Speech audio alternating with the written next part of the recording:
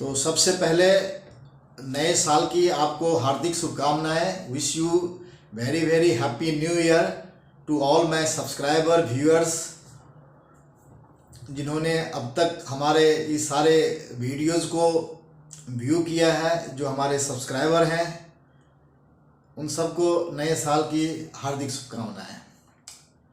तो आज जो मैं टॉपिक आपसे डिस्कस करने जा रहा हूँ वो जो टॉपिक है वो जीएसटी में जो गवर्नमेंट ने अभी रिसेंटली जो भी अमेंडमेंट और लॉ में चेंजेस लाए हैं जो कि 1 जनवरी 2022 से लागू हो चुका है, उसके बारे में आपको जानना बहुत ही ज़रूरी हो गया है।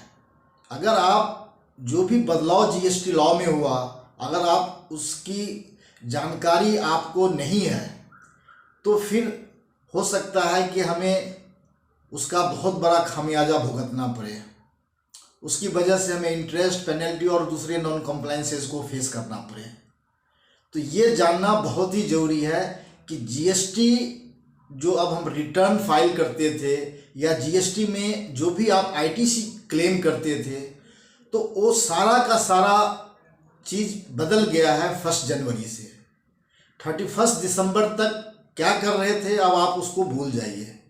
अब 1 जनवरी से क्या करना है, किस तरीके से करना है, ये जानना बेहद ज़रूरी हो गया है।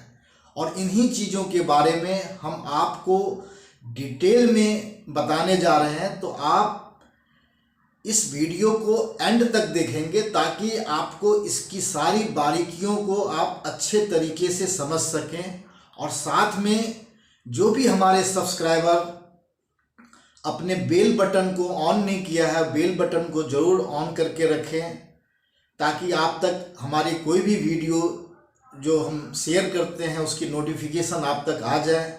और जो नए सब्सक्राइबर हमारे से पहली बार जुड़ रहे हैं वो ज़रूर इसको सब्सक्राइब करें। और आपको इस रूल्स से और रिटर्न से रिलेटेड किसी भी तरह का कोई भी क्लैरिफिकेशन चाहिए, कोई प्रॉब्लम है तो आप बेहिचक हमारे कमेंट बॉक्स में आके लिख सकते हैं। तो अब आइए हम क्विकली जान लें कि जीएसटी लॉज में ऐसा क्या अमेंडमेंट है। जो सबसे बड़ा अमेंडमेंट हुआ है वो ये हुआ है कि अब गवर्नमेंट ने कहा कि आप के जीएसटी R1 में आप जो भी सप्लाईज की डिटेल आप डिक्लेयर करते हो उसके अकॉर्डिंग जो भी टैक्स की लायबिलिटी बनेगी वो टैक्स की लायबिलिटी आपको जीएसटी 3B में एज इट इज लेना पड़ेगा। इसमें किसी तरह का आप कोई फेरबदल या चेंजेस नहीं कर सकते। इसको एक एग्जाम्पल के थ्रू आप समझिए। मान लो कि आपने पूरे जीएसटी R1 के अंदर जो सप्लाईज की डिटेल आपने फीड करी है वो टोटल सप्लाईज की वैल्यू मान लो 10 लाख होती है और उस पर अगर आपने 18% के अकॉर्डिंग अगर आपने जीएसटी लगाया है तो आपका जीएसटी जो बनता है वो 1,80,000 है। तो अब इसका मतलब ये हुआ कि आप जब जीएसटी 3B की आप फाइल करेंगे तो उसमें आपको जो आउटवर्ड सप्लाई है उस पर आप आउटपुट जो टैक्स आपका बनेगा, टैक्स लायबिलिटी बनेगा वह 1,80,000 बनेगा। अगर आपने 1,80,000 से अगर कम डिक्लेयर किया तो फिर आपको परेशानियों का सामना करना पड़ सकता है।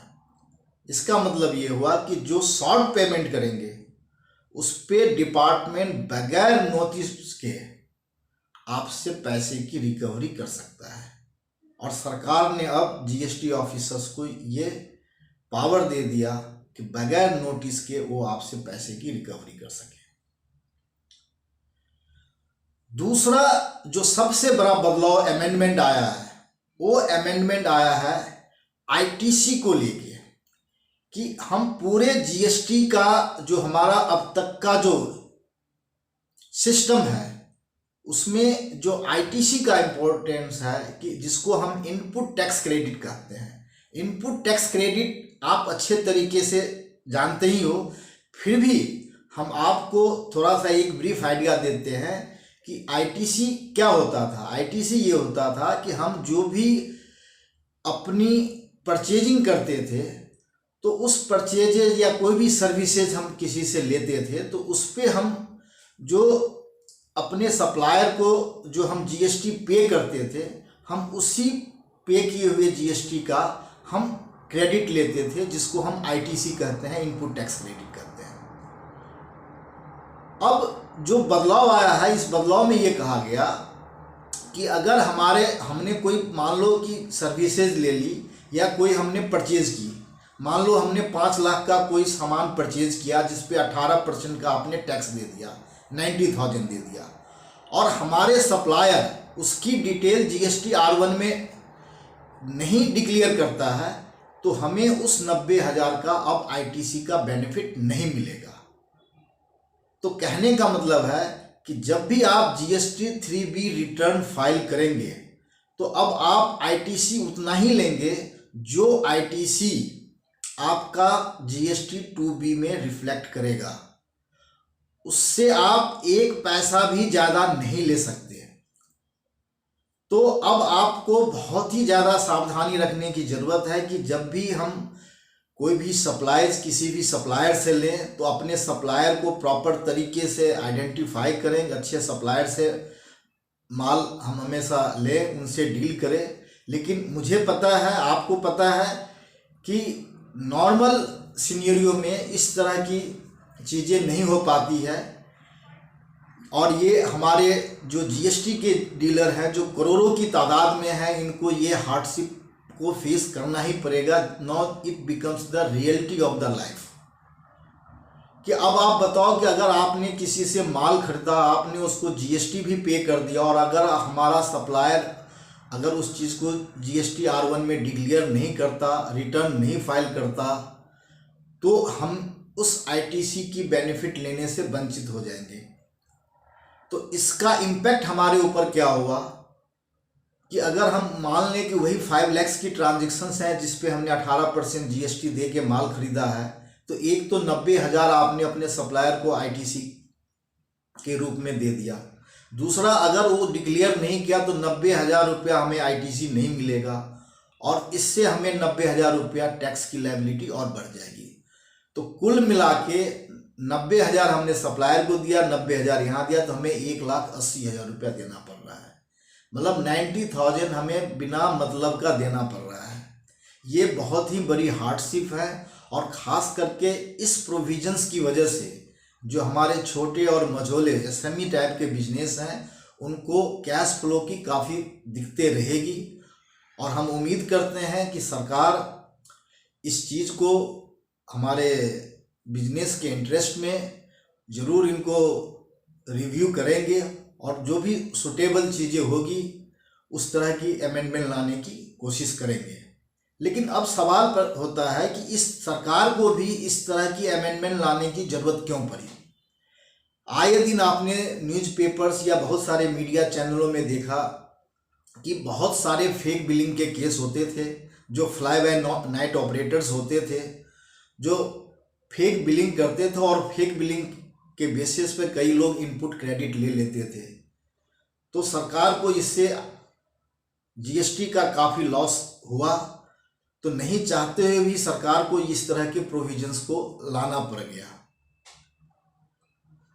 तो ये दूसरा सबसे मेजर बदलाव है जीएसटी लॉ के अंदर।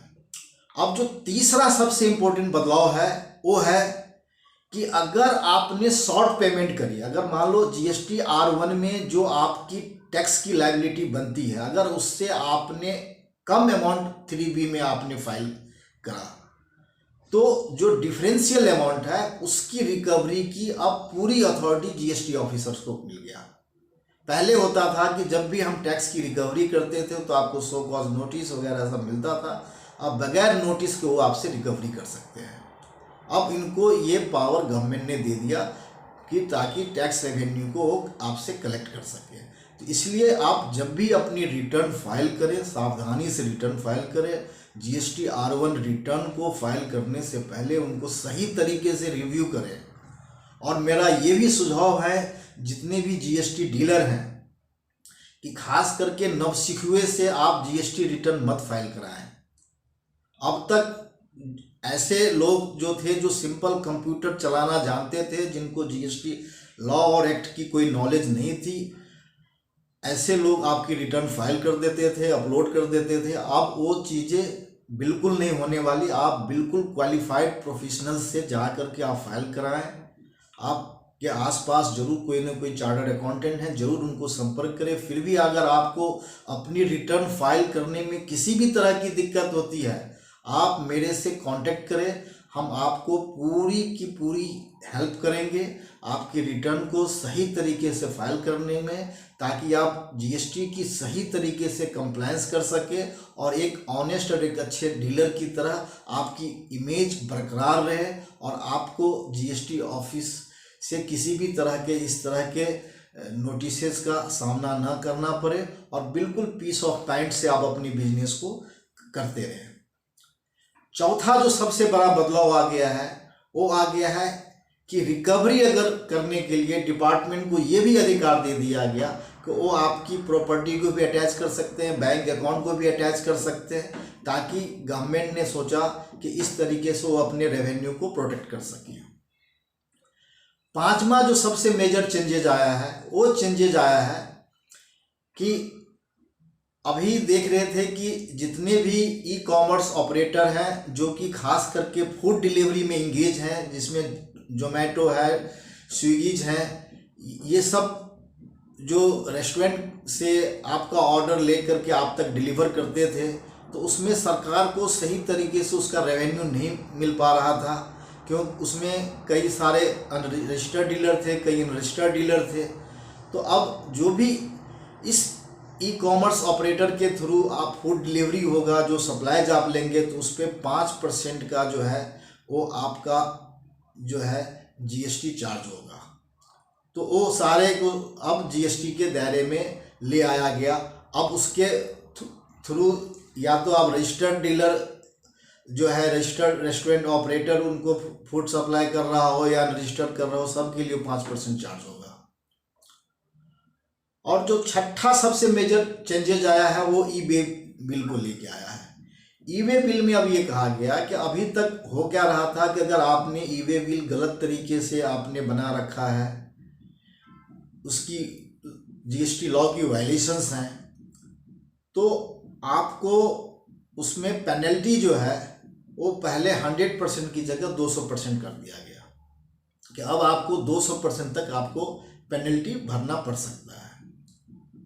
और सातवां जो 7th पोजीशन सबसे इम्पोर्टेंट पार्ट पूरे जीएसटी को बदलाव को लेके आया है, वो जीएसटी को रेट को चेंजेस को लेके आया है कि अगर आप फुटवेयर है किसी भी वैल्यू का तो 12% लग जाएगा, और ख़ास करके टेक्सटाइल में भी 5% से 12% का था, जो कि अभी थोड़ा डेफर हो गया। तो ये सारी जो चेंजेज हैं जीएसटी लॉ के अंदर वो 1 जनवरी से इफेक्टिव हो गया।